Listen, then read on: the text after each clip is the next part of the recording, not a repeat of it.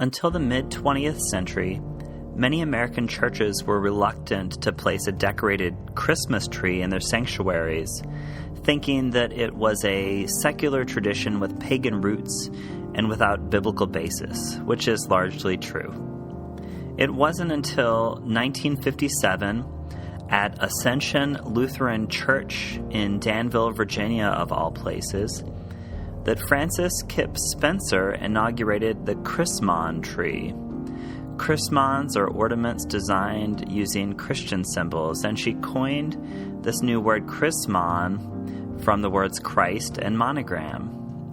The imagery that they depict are images of Jesus' life and teachings, as well as Christian understandings of who Jesus is and what it means that God is revealed in a Trinity.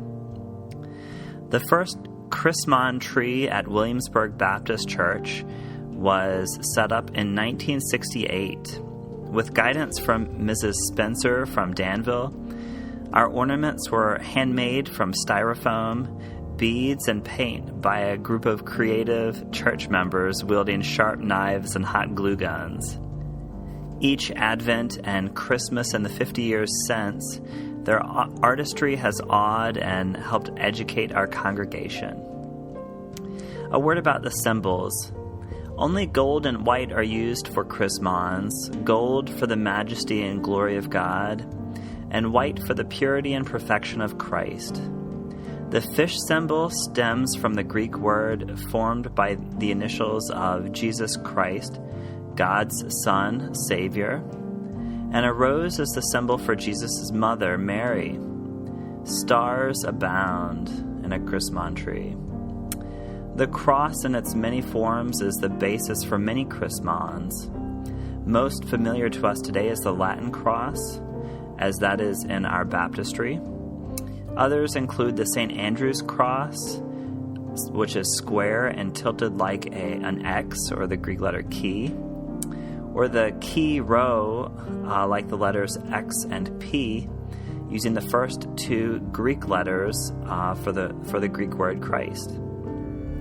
The Tau cross, an ancient form, is shaped like a T. Additions to the cross yield more meanings, such as the dove of peace and Jesus' baptism, the butterfly of resurrection, the anchor of our faith, Alpha and Omega, which symbolize beginning and end, the never-ending circle of the Celtic cross, and a curved shepherd's crook symbolizing Jesus, our Good Shepherd.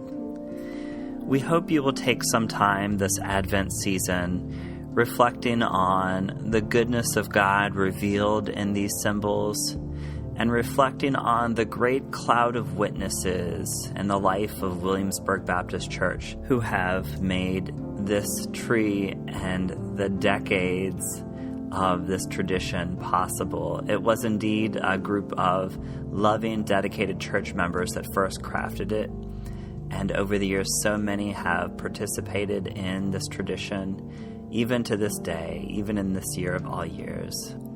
This year, especially as we look at the tree, we remember Mary Alice Tillotson, who devoted herself and so many hours of her life to the care and repair and telling of the story of the Williamsburg Baptist Chrismons for decades. Her love and devotion to Christ and to this congregation and to the telling of the good news in the world is reflected in each Chrismon on the tree.